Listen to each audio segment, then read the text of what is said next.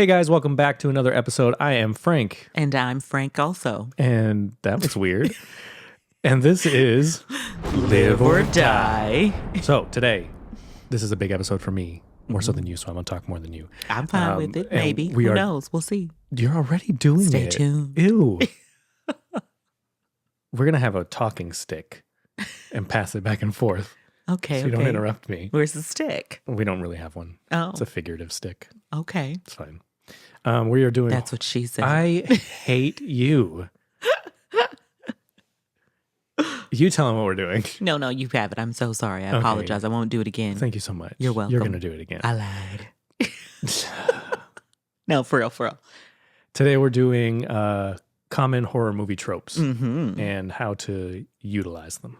Yes, and you know, some examples of when we think they were done correctly, and maybe even some examples when we feel like they weren't. Or just overplayed. Yeah, we're tired of them. Yeah.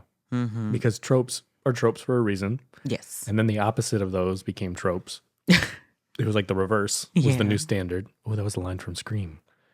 The reverse is the new standard. Look at you. That was a line from Scream 4. Fancy guy. I love that for me. So yeah, let's start with fun. Fun stuff first. Fun stuff first. If you were in a horror movie, what trope would you fall into? Okay, so if I was in a horror movie, what trope would I... I know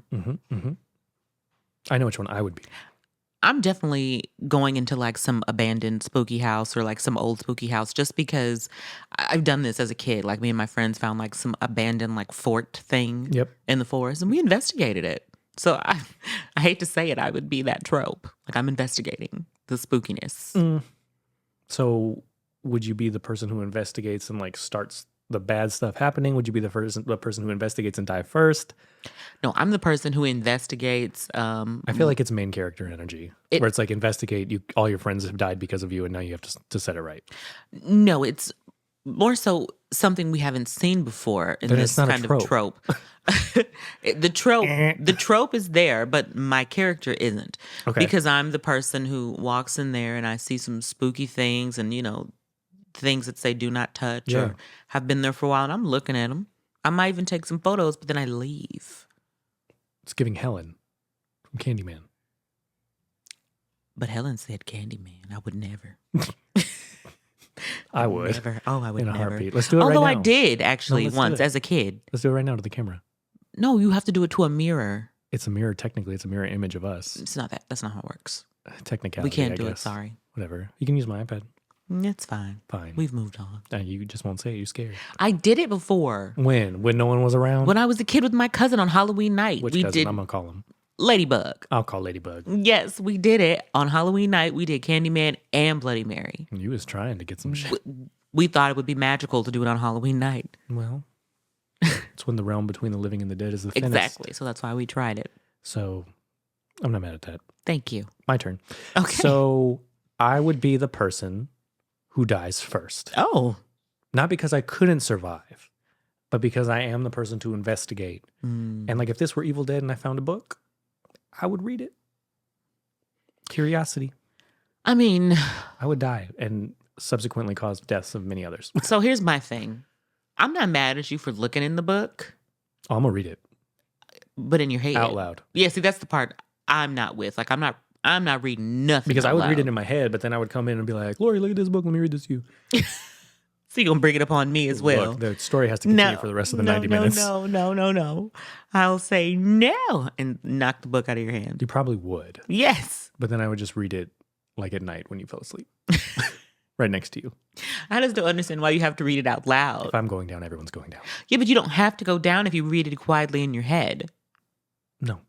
So, like, again, why are you reading it? Like, if you're alone, why do you need to read the book out loud? I read it alone, and then I came to you, and you denied me. And I said no. So I had to read it whilst you were asleep out loud so you could hear it. That's crazy. Sometimes these characters don't make sense. You don't make sense, and you deserve your early death. I'm not mad at it. What is your favorite trope? My favorite trope. Okay, so I don't know. I'm not even sure if this is an actual trope or if this is just, you know, a circumstantial situation, but Yep. I love when it's a group of teenagers who get into some type of You're trouble. well past that. It was 2 decades ago. That's rude. That's very rude. But I love when it's like the teens have done something. That's a very common trope, the summoning evil trope. Yes, but I need it to be the teens who all do it together. Well, yeah, that's usually who it is, but there's that is the trope itself. The summoning, yes. Doesn't matter who it is. Yeah, It's the always summoning. teenagers because they're stupid. Well, not always. Sometimes it's When? adults summoning Evil stuff. He was an adult, yes. Ashwood, yeah. Well, in the original, the second one, the show, why did he read the book in the show? He knew what was going to happen. I don't know. No, man. But yes, no, but I don't know. I just really like, I don't even know if this is a trope or if this is just like a character choice that I like, because I was just thinking now, My Soul to Take. I really love that movie. And it's just a group of teens. They don't summon anything, but it's just teens in some type of trouble trying to fix it. But there still was a summoning. He was possessed by his father's spirit, wasn't he? And the summoning was done by the father when he killed the mother at the beginning and then killed himself. They didn't summon, though. But it was still summoned by someone. I guess. Okay, we'll call it a summoning. Boom. Another big trope. But I also like when there is no summoning and it's just a group of teens and it's like So I know for what you someone did who's last always like, summer. I need a background. But like I know what you did last summer. It's a group of teens in some trouble trying to get out of it. No But one it was summoned. gave- That has different tropes. We'll get there. Okay. That has very different tropes. But it's a trope movie. But I love a good teen movie. Even when I read, I like young adult horror. I don't. I like young adult horror when it's like right on that balance of being like very graphic, but holds back just enough. Same. Like I want them. I don't want kiddie stuff. Yeah, no. I'm not looking for a Goosebumps. I'm looking for a Christopher Pike. Because I was going to use that you as my said example. you wasn't going to interrupt me. Sorry. Because every time you do it, so I lose sorry. my thought. I'm so sorry. You said I'm not looking for a Goosebumps. I'm not looking for a Goosebumps. I'm looking for a scary stories to tell in the dark. Okay, and I'm going to take you one step further.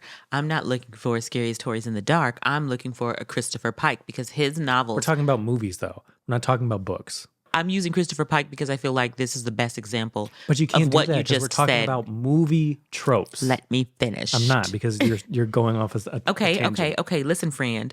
But the reason I'm using him as an example is because it illustrates what I'm talking about perfectly. Okay. Because it's like they're on the precipice of adulthood. They're between 17 and 19, but you also still get those adult situations. Like maybe there's some sex, maybe there's, they have jobs. Sometimes they're working. Mm-hmm. It's like it's adult, but it's not too adult that they're not willing to take those risks that adults would not. So I still think you're wrong in bringing books into this. However, I do think stories like that make it approachable by younger and older audiences. Absolutely. So it's a good gateway because it's like Absolutely. all of us adults know what it was like to have our first time job. You know what I mean? All the teens who are doing that can relate to that. And all the younger people who are almost that age are like, oh, I want to do this. That's what I'm going to do. So it's more accessible, Absolutely. but not relevant to what we're talking But about. also too, when when you're reading or getting lost in a movie, you want to engage with characters who kind of suspend that belief, and I think that's the sweet age. Suspend what belief? Suspend, like, okay, maybe not suspend belief. Maybe that was the wrong term, but like, I don't know. Me as a 35-year-old, there are things that I'm not doing that I maybe would have done when I was in my early 20s, late teens, and so I feel like that's the sweet age because, like you said, it's enticing to a younger audience, but for the older audience, I remember being that stupid. You know what I mean? I think that, but that takes me out because I'm like, I like to think. You were stupid. I was there. You were there stupid. for the 20s. You were stupid. Everyone is stupid in their 20s, but I'd like to believe Exactly. if I hit somebody with my car, I wouldn't throw them in the ocean and run away. Okay? I didn't hit wasn't- nobody in my car. I wasn't that stupid. That's You would have so gone to the stupid. police? Yeah. and said what? We hit somebody, it was an accident. And then I would cry and make a scene and make them feel bad for me so I would get out of it. You know you wouldn't get out of it, right? I would blame the people. The Freddie Prinze Jr. who was standing up, he's going down. No, that wasn't Freddie who was standing up. Freddie was driving. Ryan Phillippe was going down. Yeah. Basically, I'm not going down. I'll throw all my friends under the Wow, bus. he sounds extremely shady to all of his friends. I'm not going down. Wow. You wanted to drink and stand up and cause a distraction in my car? Go ahead, because I guarantee you by the time I get to the police station, my blood alcohol level would have been low. Breathalyze me. Wait, were you driving though? Yes. So you were the driver. I was, but by the time they breathalyzed me, I wouldn't have been doing anything wrong, and they can't prove it. So that's your problem right there. You should never be the driver. This is a movie. In the movie, I'm not the driver. I'm sitting in the back. I'm the Helen. No, you're not the Helen. You're the damn Jennifer Love Hewitt. That's fine. Who goes to college and comes back so depressed. Yeah, I'll be her. That's cool. I survived. Kind of. Always. Did you? I did. Because you were tormented for years after that. But I survived to get past my torment. She didn't get past nothing. She did at the end. She was happy. No, she wasn't. And then she got by the man. I don't think she really got. That's my theory. Because if you remember at the end of the first one, she also got in the showers too. And it wasn't real. It was a dream. Exactly. She's tormented. Have a little nightmare here and there. It's fine. I'm done. Next one. Next trope that I think is horribly Because wait, I overused. would love an example. Since we were talking about summoning, apparently that's my trope. Evil Dead. You think summoning? They're summoning the evil. You think that was the best example? One. Because it was. I didn't look at it as stupid when they did it. Mm-hmm. It was a genuine, like in the original, it wasn't, you know what I mean? Like it was the girlfriend's dad's cabin who was researching this thing. Yeah. And they're just being nosy. You know what I mean? Like yes. I would do that. Absolutely. I'm like, ooh, this tape goes with the book. Let's play it. See what he's saying. Like it was more believable, the act of the summon. Yes. It's interesting because my example was also going to be Evil Dead, but Evil Dead Rise. Nah, because you was mad at that kid. I was very mad at him, but it was done well because I was involved. It was. And I was pissed at his decision, but it made for a fantastic film. I'm thinking about another one. I think Ouija, those two movies. I barely First remember one wasn't Ouija. good. Second was that one one was with the great. mirror? That was Oculus. Oops. They didn't summon shit. They just got a mirror. Got it. But in Ouija, it was the family who was a hoax, right? They were just doing it to get people's money. They had a little thing under the table to like make the lights go. I've got to watch this again. Don't tell me anymore. I want to watch it tonight. Okay, it was an involuntary summon. Okay. So that one makes sense to me too. Okay. But I hate when someone's like, this looks terrible, read. Yeah. Or you know what I mean? Or, oh, I'm going to do this little seance thing. Or I think Exorcist Believer. I was just about to say about. that. I was just about to say that one pissed me off. But it was justified because that girl really missed her mom. Yeah. And all she wanted to do was talk to her mom. So they weren't trying to do anything crazy. Malicious. Yeah. They were just trying to make a connection. And the other girl was just trying to be a good friend. Yeah. Okay. I guess I was going to give an example of like another one that this is not a high quality film, I'm but not surprised. Killjoy, when he summoned the demon spirit Killjoy. Have y'all seen Killjoy? I would love to know how many people have seen Killjoy. There's like 5 of them. Please drop some comments if you've seen any of the Killjoy films, because I would love to know. But he summoned the Killjoy demon because he was being teased and bullied and, you know, all that stuff. So it's like, in those cases, for some reason, I have more sympathy for the summoning because it's like... And yes and no, because that shit happened in Pumpkinhead too. It was like someone gets killed, someone wants the people who did it to pay for it, and then they unleash this thing because they were clouded by emotion. Which is understandable, because emotions are intense. It is, but handle that shit internally. Like, why you... So wait, I have a question for you then. Yeah. Do you consider Pet Sematary a summoning? Yes. I would as well. He knew what was going to happen when he buried that kid. Yeah, he did. He knew for a fact. He heard the stories. That old man told him. Yeah.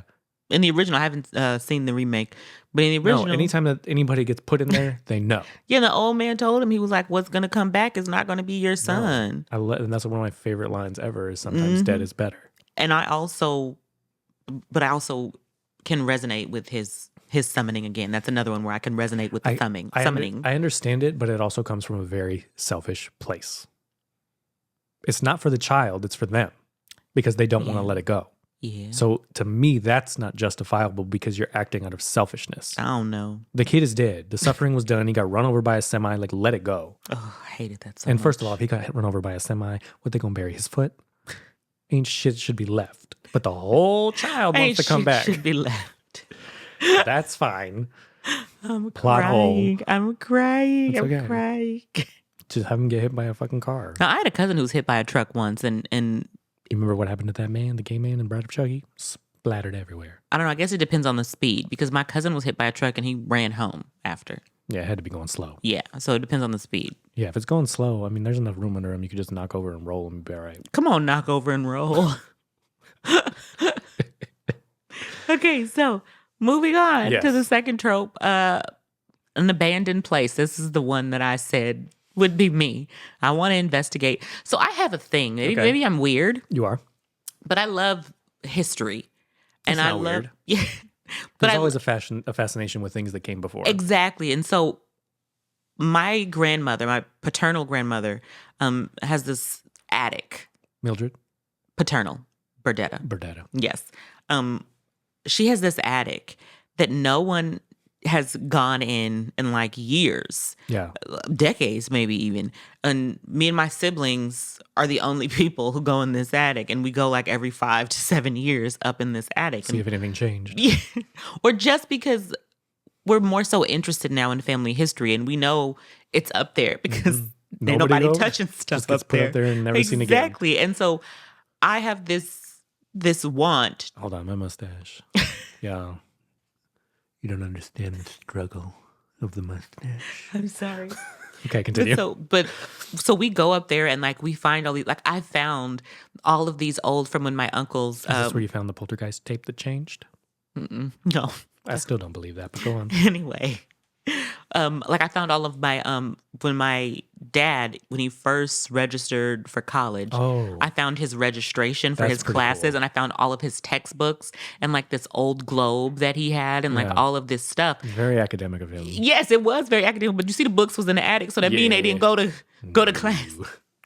But it was like all this stuff. I found like an old video camera, like all of this stuff. That's like the opening of every paranormal movie. Exactly. Don't watch the tape. And I wanted to watch the tape so bad. I was asking him, does anybody have a way I can watch this tape? Was it like one of those little tiny ones that go on the camera? Or was it the actual camera? I don't know. It was like some weird like wind-up camera. Ooh. Yeah. And so I was like, I don't even know where the film for this would go. Yeah. Like you need a film projector. Exactly. So I was like, I don't know what to do. And I found like an old popcorn maker and like all of this history. And so I have this want to drive around the United States and like find these abandoned homes and kind of see the history, like who lived in here, what was the story, what happened. You are trying your luck. But you see, this is why I picked this as my trope, because I'm so curious.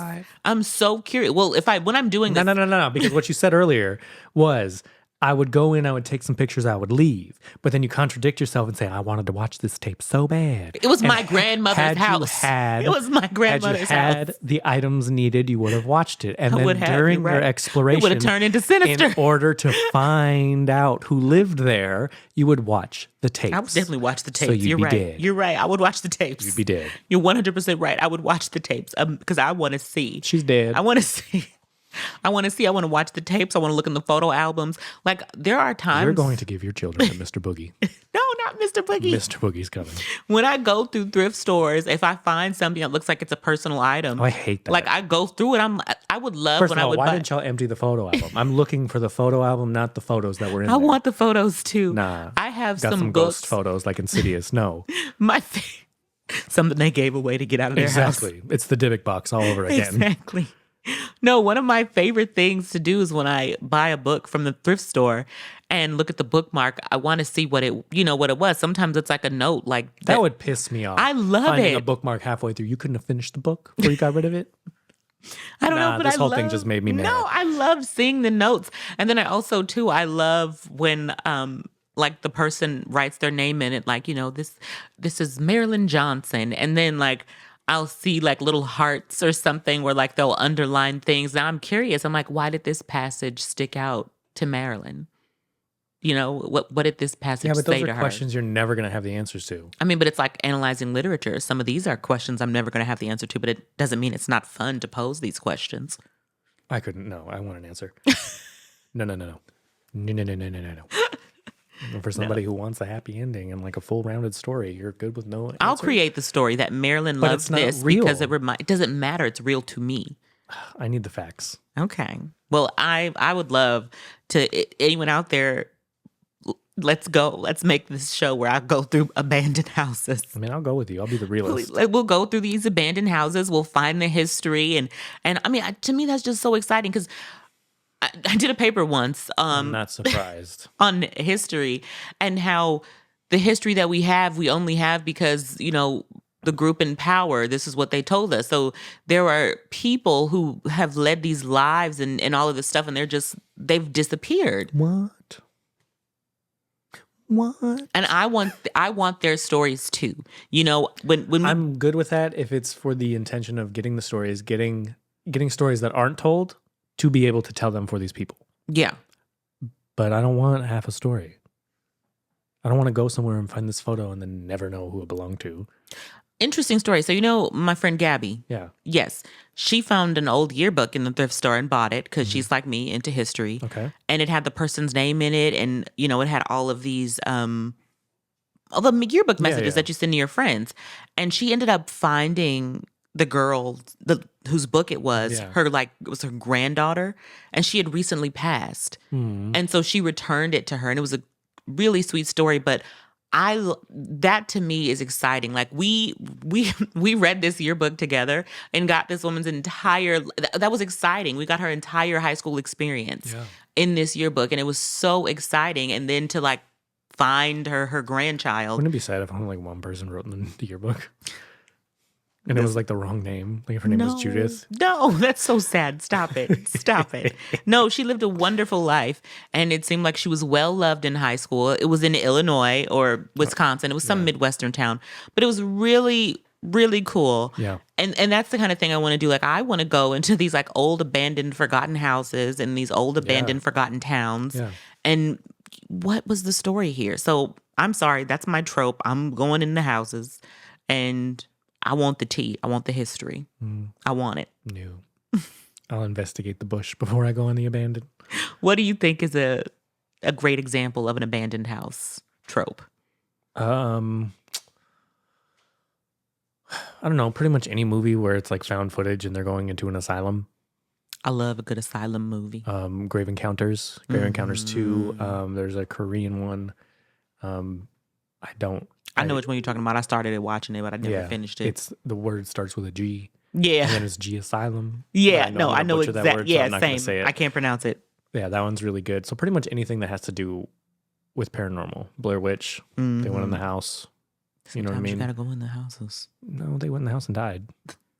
Okay, well, I'm gonna have people with me. They had people with them. They all died. I'm gonna go during the day. They were there during the day. They were not. In the new one, yeah, they were. I'm not talking about the new one. But it's still Blair Witch. It's canon. Okay. What else? What's the next one? All right, so the next one, and this one pisses me off every time I see it. Open windows and open doors. It pisses me off when somebody opens the door and they come in the house and they start putting their groceries away in the kitchen. Who leaves their front door wide open as they put their groceries away? See, when I hear that, I think of something different. I think of their home and they're walking around and then they notice that the door is open. Or when they do that when they do what is that? Let's get that. The fridge, when they open the fridge and the music tenses and then they close it and no one's there. That's a trope. Because I'm trying to think how many times are they coming in the house and just leaving the door open? I feel like they always close it. No, it's not. It's I like your interpretation of it. Yeah. And I think we should explore both. But this is a huge thing that pisses me off in a horror movie when something goes on. They open the door and they leave it open as they investigate. Their hands are full. No. I'm not even in the groceries. I'm just let's say in Scream, when Sydney, the first time that she's attacked by Ghostface and something's out front and she's like, "Where are you? What am I doing?" She leaves her door open. She leaves her door open the entire time she does that. And it pisses me off because I'm like, you are just inviting the creeper to sneak behind you. Right in front. No, but so the door is right here. And she walks over to this end of the back balcony and is like, what am I doing? So, look, I suspend my disbelief for those kind of things, right? But in my mind, I'm thinking if I'm standing on the balcony, I don't care. And it's just one straight shot. It was not a balcony. It's a porch. It's the porch. Okay. Thanks. The balcony would be different. You can leave the door open on the balcony. Yeah, but even if you're on the porch and it's just the front of the house, it's not a wraparound porch and you go from one side to the other, I would like to believe that you would hear or see something that's that close to you sneaking in the house. I think that while they're distracted doing that, they sneak in somewhere else. Not if your back is turned and you're digging in your nose to taunt the killer screaming into the air, what am I doing? All he has to do is take 3 giant steps and he's in the house. But that happens a lot. They go outside to say hello. And then they walk like all the way to the end of the walkway by the street. Hello? And the door is still open the entire time. Like, if I think someone is outside and I'm going outside to investigate and I think my house is safe, I am closing the door behind me. Yep. But I also like yours, the opening in the doors and then something there or not. And it's kind of like what you were talking about earlier, the reverse. It used to be something was always there when they closed the door. Never there. Then it became the trope for nothing to ever be there. And now the trope is they close it, turn around, and something's there. Yes. So that is problematic. Was there ever a time where that your scenario of the open door you think worked for you, where it was like it made you jump? I don't think so. I mean, I'm sure that there was times where I was like, oh, like a light jump, but nothing where I'm like, wow, that scene really got me. The one that gets me, because the problem is that when they set that up, it's either completely silent, like no score of any kind, or the score is swelling. Yeah. So it's like, I'm never not expecting something to be behind the door. You know what I mean? Especially when they open it and they're like lingering. Yeah. And then it's a close, turn around, walk away. I got my beer. But I know nothing's going to be there. You're right. So that's a trope that was overplayed, overused. And now even the reverse no longer has an effect. It has zero effect. There is a version of that, though, that gets me. It's not a door or a fridge, but it's when like someone, for some reason it works in this case, when someone opens a medicine cabinet and then close it and something is behind there, but their head is down and they don't see it. For some reason, it freaks me out, but it only freaks me out if they don't see it. Like I was about to say, if they see it and they're like, oh, then I'm not freaked out. But if they don't see it, I'm like, oh my God, it's in there with you. Oh my God. And I think for me, from a filmmaking perspective, I think that it is more effective in those scenes without the jump scare music. Rely on the actor's reaction. Yes. And not on something that's punching us over the head saying you should be scared. Yes, it's like just I've opened the medicine cabinet. A great example of that. I know you hate this movie, but Rob Zombie's Halloween 2. Yeah. When Danielle Harris dies, that was like one of the most traumatizing deaths. You hate that scene, yeah. Because like she just sounds so real as he's beating her and you don't see anything. But like she does the thing. She opens the thing, she closes it, she's completely unaware. She looks up, she looks at herself, and then it's like, oh shit, because he's 7 feet tall. Exactly. Now and she's like already, I was going to say she's already not a tall woman. She's tiny. Yeah. So that scene is probably the best one I've ever seen with that kind of trope. I mean, yeah, I think The Mirror is more successful. And another one that gets me, I don't even know if this counts. I may be jumping the gun, but it has to do with windows. And I just saw this recently when I was rewatching Insidious, The Red Door, where it's like, they're just like living their lives, and then out of the window, like we see something that they don't see for some reason. It always freaks me out. The red door wasn't like the shadow getting closer and closer, or so in the back of his car when he was like texting his son. He's like so pressured because he just wants to, rebuild this relationship with his son, and like this thing is approaching him, and then like he moves his head and then moves it back, and now the thing is gone, and you're like, what? And then when he's also doing the things on the window, and he's like hitting his head and like trying to figure it out, we see what we later find out is the ghost of his father walking towards, but he doesn't see it. So I feel like that trope now at this point, at least for me, it works best when nobody sees it. Yeah, we all, like we can see it, but the character I like can't. It too, if we're going to talk about Insidious. In the first one, when they had little things like the little boy standing by the laundry in the corner, and you thought it was just a hat and a coat, and then when you go back and you see that it's really a ghost, and then you're like, I didn't notice that. She didn't notice that. Nothing and nowhere is safe. Yeah, I was going to say that also, that I don't know if it's a variation of this or maybe we're skipping tropes here, but I love it when everything is still and you don't know, like, oh my gosh, what movie was that with the man that we thought was the dog? What? It's like a dog, or it looks like a dog sitting in the corner. Then all of a sudden it turns into like a tall man. That was Conjuring 2, the Crooked Man. Yes, the Crooked Man. It was a dog. It started as a Rottweiler, and then Yes. as it like stood up, it became the Crooked Man. Yes, that shit scared the hell out of me. Yup. When I saw that, I was like, wait, what is happening? Yeah. I was really sad they canceled that movie. Yeah. I think he would have been scarier than The Nun. The Yes Nun 2 and was no. great. Yeah, yes I love and The no. Nun 2, but I like the I'm not Crooked scared Man. of Valak. Yeah, but I liked the Crooked Man, but I also think it's a case of when you see something too much, it's not as scary. And I feel like we saw him just enough to keep him creepy. Mm-hmm. But when we start seeing him, too much and we're seeing, his whole face and stuff, like, We saw his whole face in the yeah, the but it tent. was like just enough. I don't know if I want a whole movie of it, That's fair. Mm-hmm. Yeah. Fine. Yeah. Take my movie. Next. All right. So the next one we have is a nightmare that wasn't a nightmare. Oh my God, I'm so tired of that. Yeah, the nightmare that wasn't really a I would be nightmare. fine if I never saw it in a movie again. Because I feel like it's just there for cheap scares and shock value. Yeah. And then it's like, the parents were just kidding. You can be relieved. But it's like, now I'm mad. Yeah, I don't know. It's cool and it's not cool. Like, it's cool sometimes. It's only good in a Nightmare on Elm Street movie. Yeah, but also I really liked, I don't know if we can call this a nightmare. Maybe this was more like a daydream. But in Saw 10, where It was a fantasy. Yeah, it was a fantasy. I feel like in those kind of instances, I'm okay with it. Yeah, that worked. Like, I'm okay with it because I was happy that these horrid things didn't really But happen there to was this a man. point to that.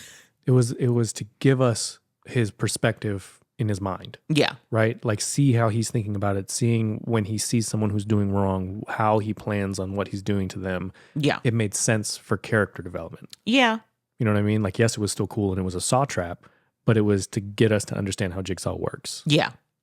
Yeah. But when it's like, I don't know, I feel like it always, I don't know, I'm not as mad at it as you. Cause like I'm thinking about now in Poltergeist where the man's face was melting. Like, That wasn't a dream though. It wasn't a dream? No, like he didn't really melt, but it was like when all the ghosts were coming in and like the tree came in and like everyone was going through their own thing. So wait, does it only count if it's an actual nightmare? Like if, yeah, they're asleep. I thought it was like any fantasy sequence. It's one of those where they're like this and then after the dream, they're like, that. Can you please do that again? Why? It was great. I'm not doing it again. That's all you It get. was great. But you know what I'm talking about. I know what you're talking about now. Yeah, I thought we were covering just any fantasy sequence. No. But if it's like an actual nightmare that wasn't a nightmare, yeah, it's a nightmare or a dream that we are supposed to believe as the new scene, and some shit's going down. But then they go. You did it differently. I did that it. time. That time was cool too. Uh-huh. But yeah. So okay. So give me an example of that.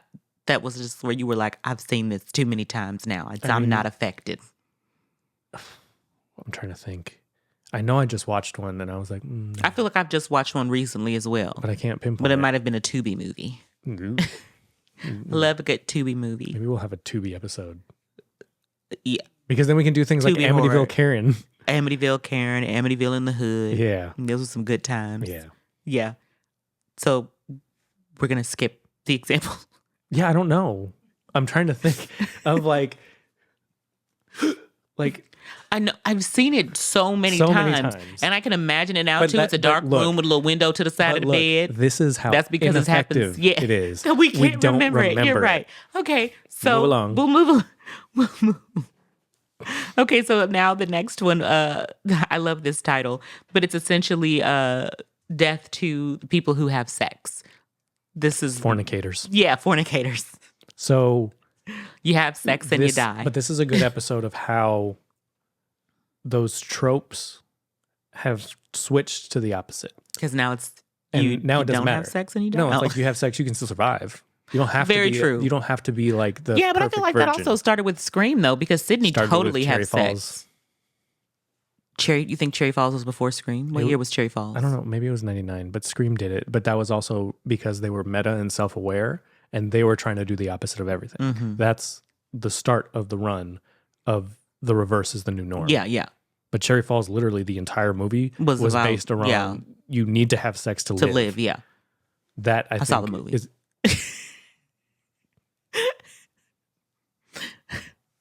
Why you like this to me? I'm sorry. In front of all these people. I apologize sincerely. See how she treats me? I apologize for this discrepancy. All I did was have fun. Okay.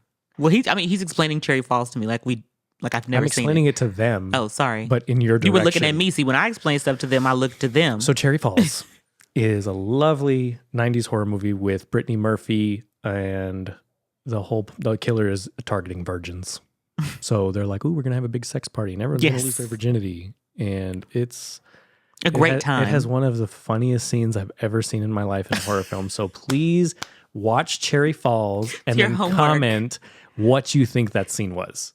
Yes, please. Oh, I would love that. But you're all going to know the scene. You'll know immediately when this happens. It's a great film. It's so good. It's a great time. Watch it with some people that you love.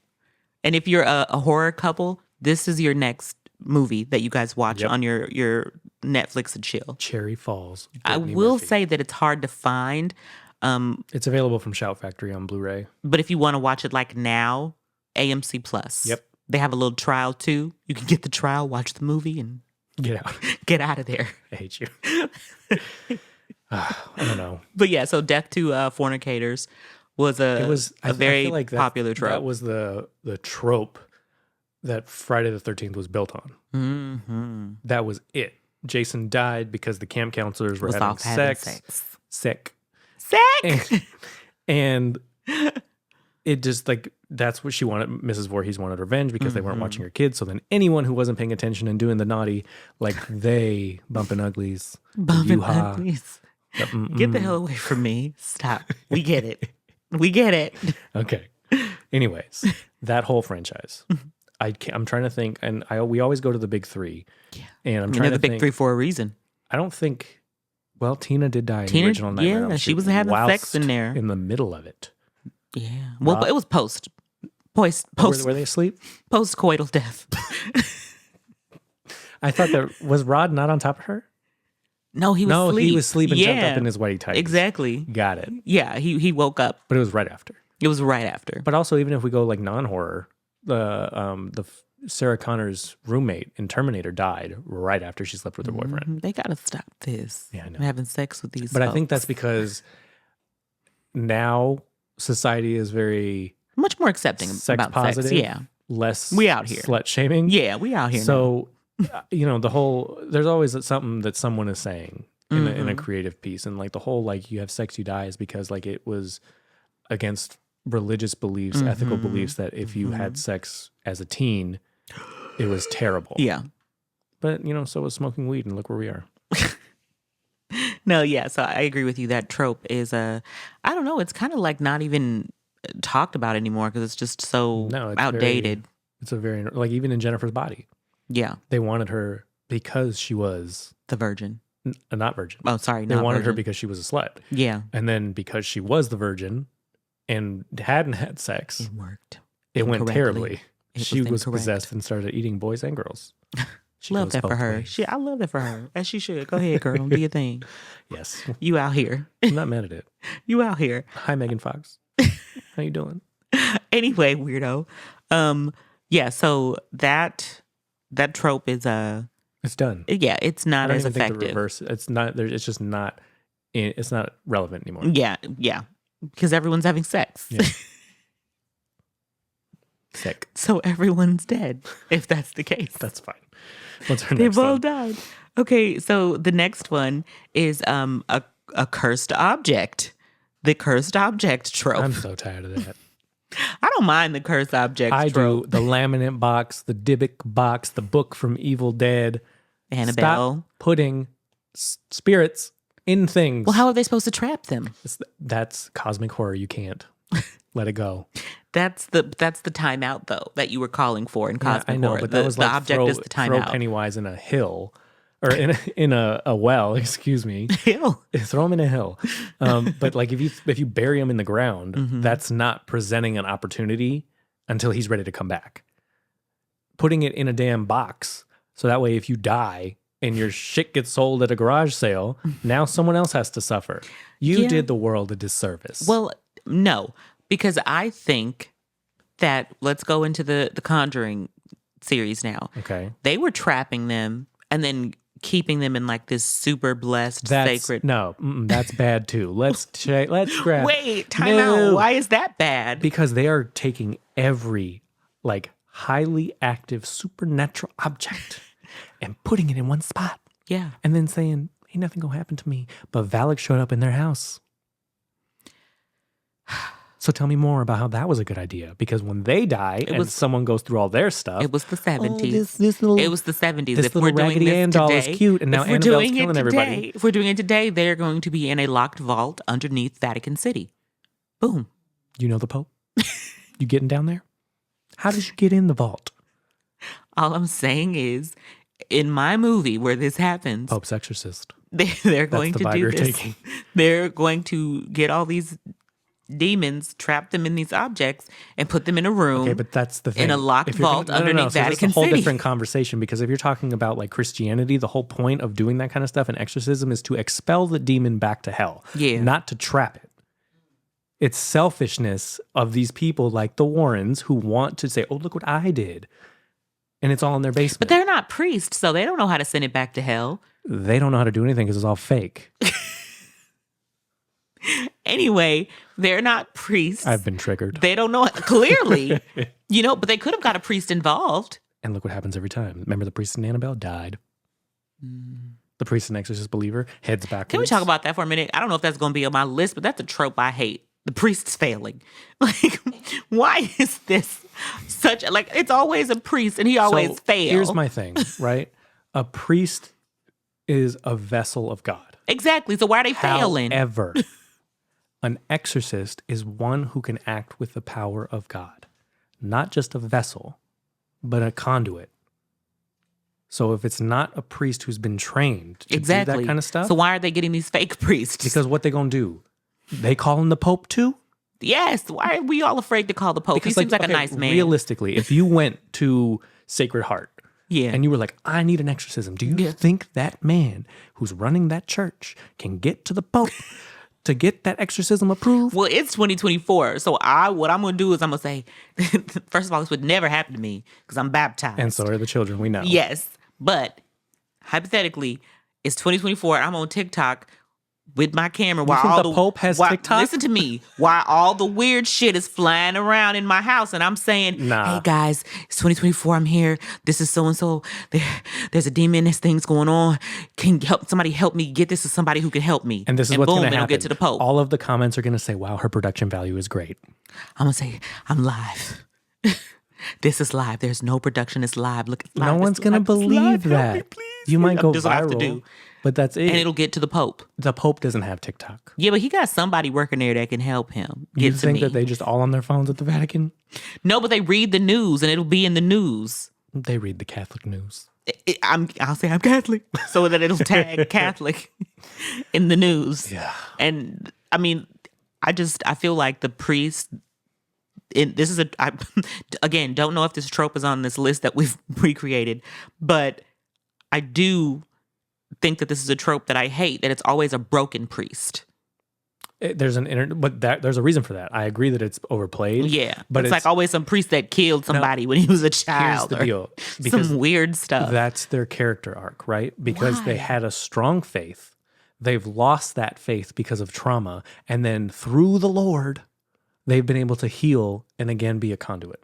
That's the reason for that. It's their character arc. They failing. Every time. Almost.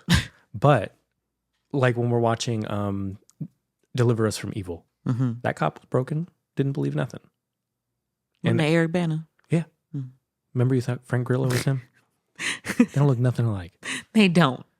But for some reason, we watched The Purge and she's like, it's Eric Bana. I kept getting them confused, like for 2 years straight. Like Benicio del Toro and Brad Pitt.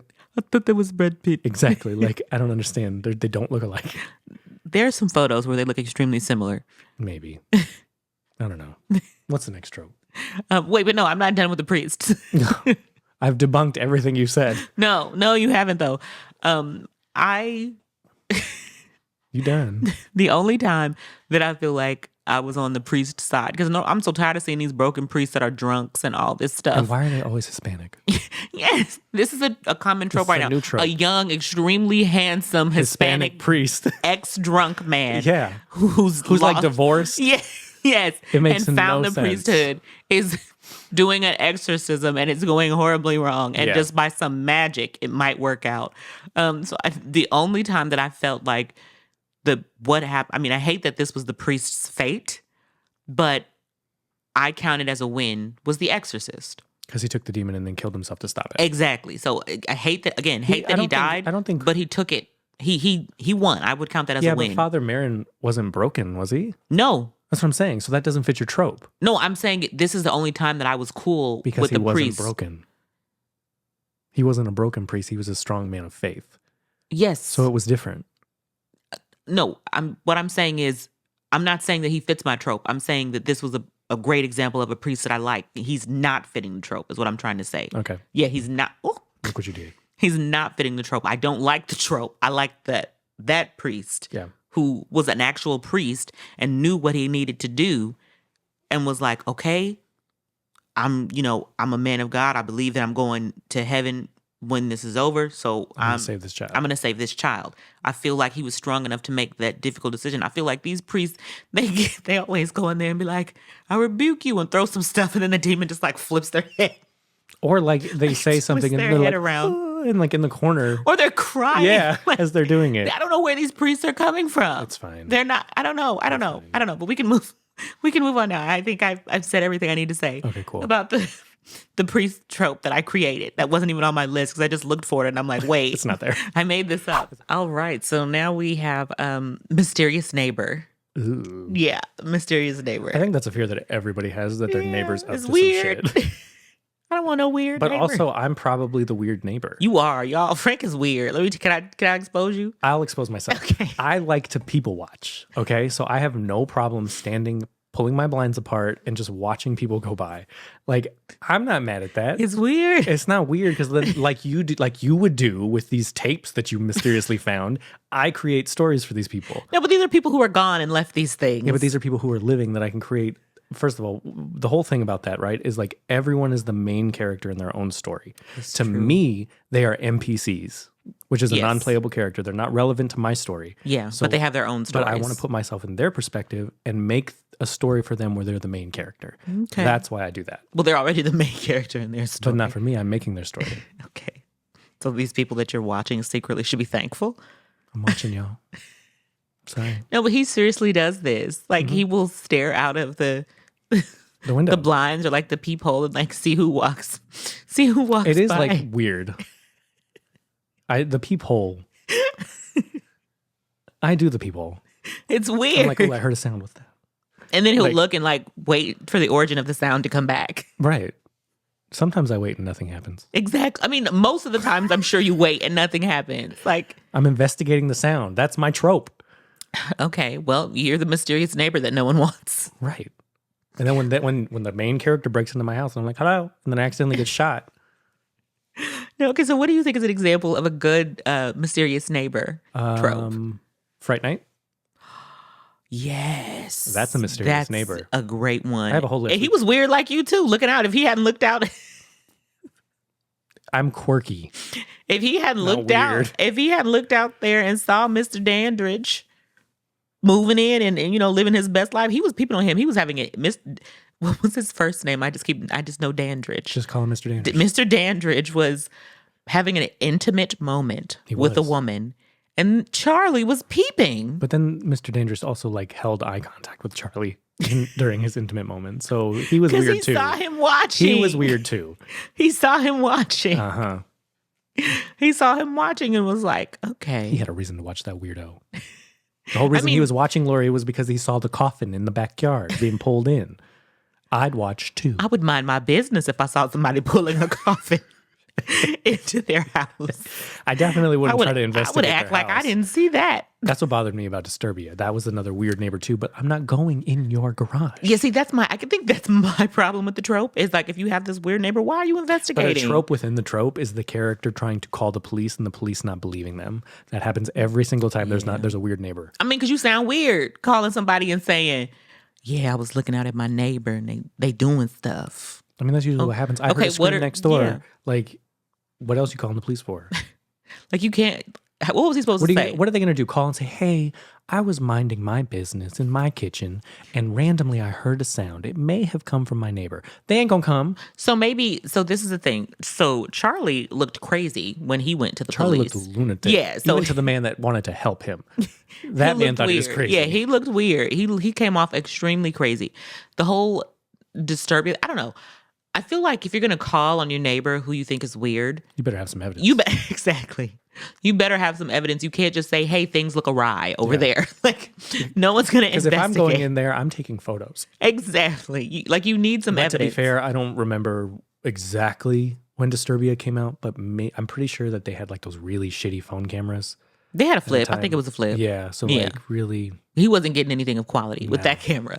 But, you're maybe going to have to embellish a bit, You're going to have to embellish. Like if you saw, for example, we'll go back to Charlie in Fright Night. Yeah. He saw this man bite this woman.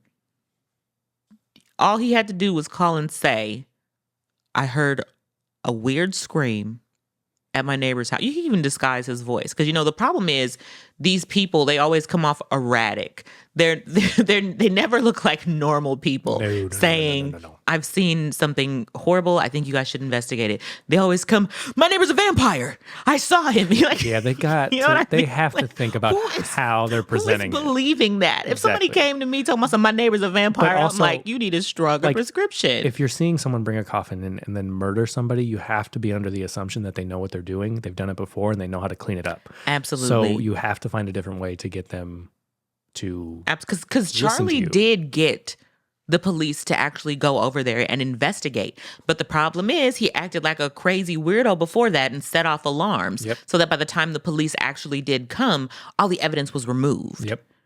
So, that happens every time. It happens a lot. Then it's like, oh, well, he broke an inner Lost Boys with that weird video store man. The weird video store man.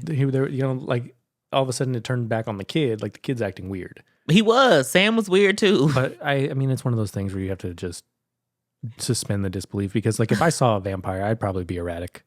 I would. Yeah. I mean, probably wouldn't tell anybody. Yeah. No. But I would be erratic. I mean, yes and no. I'd be erratic for a few moments, and then I would collect myself, and go about your business. Go about my business. You know what another trope is? Rounding out the episode. Ooh. Boom pow. So this has been another episode, guys. Thank you so much. This was a lot of fun. Loved this one. Not you acting like I'm a guest. Thank you so much for being here. Thank you so much. Love that. Thank you so much for being here. It's a great time. Don't forget to like, subscribe, share, comment. Yes. I swear, if y'all don't comment. What was your favorite trope that maybe we didn't talk about? Yeah, that's a good one. I would love to know some tropes that you're either you love or you're over when it's utilized, or you're like, not this again. Exactly. Yes, let us know. Cool. See you next time. Bye. Bye.